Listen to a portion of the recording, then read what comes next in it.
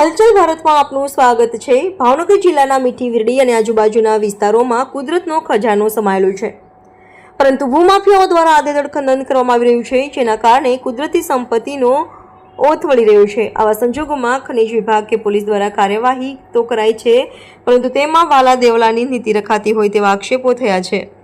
અમુક લોકોની ખનન પ્રવૃત્તિ બંધ કરવામાં આવે છે, જ્યારે અમુક લોકોને લાગવા કે કોઈ અન્ય કારણોસર ખનન પ્રવૃત્તિ બંધ થતી નથી। તેના કારણે સ્થાનિક લોકોએ આક્ષેપો કરતા સ્થાનિકોએ કહ્યું હતું કે ખનન પ્રવૃત્તિ બંધ થવી જોઈએ અને તેમાં વાલા દવલાની નીતિ રાખ્યા વગર કાર્યવાહી થવી જોઈએ। હલચલ ભારત ચેનલને જોતા રહો અને સબસ્ક્રાઇબ અને શેર કરતા રહો। રિપોર્ટર આશીષ પરમાર, ભાવનગર। મારું નામ દિહરા ઉત્તમ છે। હું મીઠી વીડી ગામમાં રહું છું, તાલુકો તળાજા, જિલ્લો ભાવનગર। આ મીઠી વીડી ગામમાં ખનિજ ચોરી વધી ગઈ છે બહુ વધારે, અને સાહેબો આવે છે ખનિજના બધા, પણ એ આવે પણ એકાદાનું તોડે અને બાકીનું કોઈનું તોડતા નથી। એટલે મારું એમ કહેવાનું છે કે બધા એકનું તોડે પણ બધાનું તોડવું જોઈએ। આખા મીઠી વીડી ગામમાં બંધ થવું જોઈએ ખનિજનું કામકાજ, કેમ કે બધે હાલે આ એક પ્લાન્ટ એક ઓલું તોડ્યું, બે તોડ્યા, પણ વધારે બધાને બંધ થઈ જવા જોઈએ એમ કહેવાનું। અમારું શું કેવું છે? અધિકારીઓ આવી જાય ને પછી શું કરે છે એવું કઈ? મને એવું લાગે કેમ કે આ એકનું તોડ્યું એટલે એ હપ્તા ન દેતા હોય એવું હોઈ શકે, બીજા લેતા હોય દેતા હોય એવું હોઈ શકે એમ, એટલે એ ન તોડ્યું હોય, બીજાનું એકનું તોડ્યું હોય ન દેતા હોય એવું બની શકે। હવે સાહેબ જોવામાં એવું છે, હું આનો છું દિહોરા જેસલભાઈ મારું નામ છે।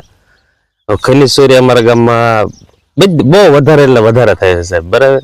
અને એમ કોઈને કઈ કહીએ તો બધા માથા ભારે તત્વો છે। આ કાલે અધિકારીઓ સાહેબ આવ્યા હતા અને સાણા અમુકના ઉખેડીને લઈ ગયા એમ, અને એમાં હું સહમત છું, સારું કામ કર્યું સાહેબ। પણ મારું કહેવાનું એવું છે સાહેબ કે ખરેખર આખા મીઠી વીડીમાં જ્યાં હાલે બધા સાફ સફાઈ થઈ જવા જોઈએ તો સારું કામ કેવું એમ લાગે એમ સાહેબ। આમાં તો તમે વિચારો ને તો આમ ઘણા વિચાર આપણને આવે કે જે ખરેખર ઉખેડી ગયા ને એ લોકોને હપ્તા સાહેબ નોય લેતા હોય, નોય આપતા હોય, આમ એવું હોય શકે એવું મારું કહેવાનું છે।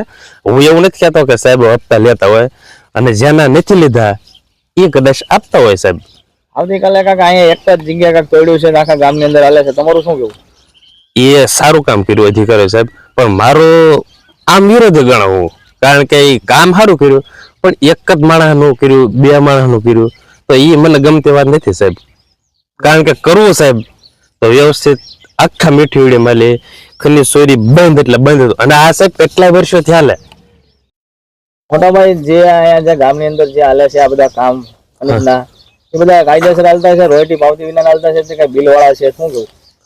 અરે સાહેબ તમને તો મારા અંદર પ્રમાણે ખ્યાલ જ હશે, આપણે રોયલ્ટી પાસ જે તમે કહો છો ને એ પાસ હોવો જ હોય ને તો તમે બહારથી રેતી લાવીને ટોક કરી શકો છો અને પાસ કાઢીને તમે વેચી શકો છો।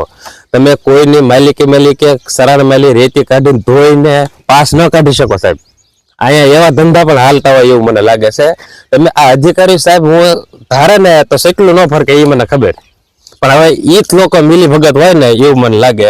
બાકી ખનિજ ચોરી થાય છે કાયદેસર કોઈને હોય શકે નહીં, કાયદેસર હા હોય તો તમારી પાસે બધી માલિકીની જગ્યા હોવી જોઈએ, માલિકી તમને સરકાર શ્રી ઓર્ડર કરે કે ભાઈ અહીંથી તમારે પાસ કાઢવાનો, ધોઈને પછી પાછો તમે પાસ કાઢી શકો। બાકી તમે આની આ રીતે ધોઈને પાસ કાઢીને વેચી ન શકો સાહેબ, મારું કેવું એવું છે। પછી આ સરકાર તો બધી જાણે જ છે। આ પાસની કઈ રીતના હોય છે પ્રોસેસ ને? અહીંયા એ લોકો સ્ટોકમાં લાવે ત્યારે એ લોકો અધિકારીને જાણ કરીને પાસ લાવે, કામના હોય છે? મારા ખ્યાલ પ્રમાણે તો એમ નામ આ બધું હાલે સાહેબ, એ તો અધિકારીને જ ખબર છે। તમારું શું કેવું છે? અધિકારી મિલી ભગત હોય શકે આમાં? હોય શકે, 99.99 હોય શકે, હોય શકે, હોય શકે।